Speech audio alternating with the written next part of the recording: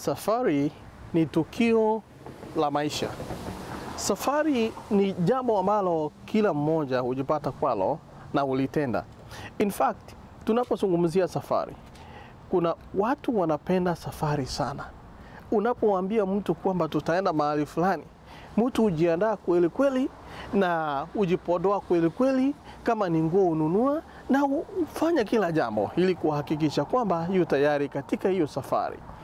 Mpendwa, na wakati ambapo safari kabla ianze, kuna maandalizi fulani ambayo unastahili kuyafanya.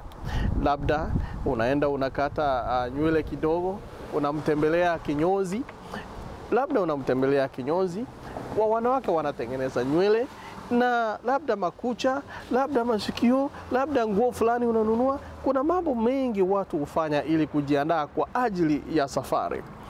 Sasa nataka kuzungumzia jambo linalojulikana kama kuanza na Bwana. Katika makala haya ya Anza na Bwana, tumezungumzia mambo mengi kabisa, lakini leo ningependa tu kuzungumzia jambo linaloitwa safari.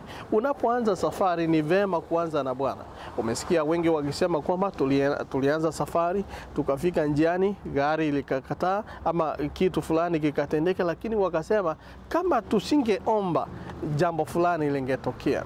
Kwa hivyo unapoanza safari ni vema kumtanguliza Mwenyezi Mungu.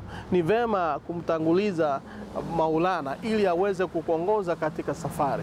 Ndiposa kabla nije kuachilia wimbo unaosema na reality choir unasema tumo kwenye safari, lakini ningependa uzingatie jambo la kuanza safari. Unapoanza kuna fikra nyingi, there are some superstitions thoughts watu wako nazo. Wakati mwingine mtu anasema unajua unapoanza safari kuna jambo fulani ambalo limetokea, mwingine anasema tujinje mbuzi, mwingine anasema labda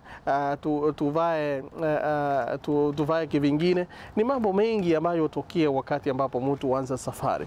Lakini kama Mkristo na kama mtu wa Mungu tunajua kwamba anayetuongoza katika safari ni Maulana.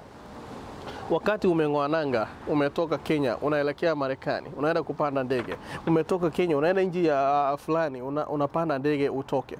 Watu hujiandaa kwa ajili fulani na wakakwambia kwamba tunataka kukutengeneza njia fulani ili tuweze kuzuia maafa, ili tuweze kuzuia mabaya.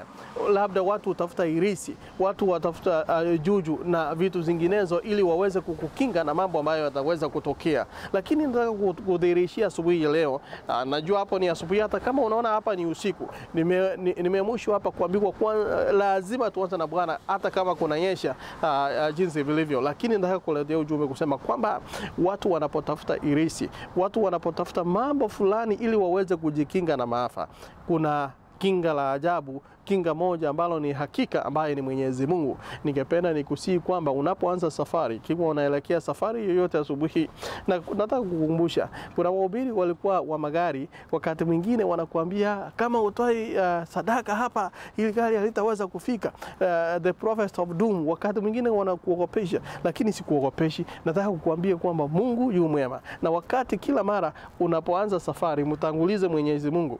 Omba asubuhi, omba jioni, omba mchana. Unapofika katika kituo fulani, muulize Maulana, mshukuru na kumwambia kwamba ni ukweli umeniwezesha.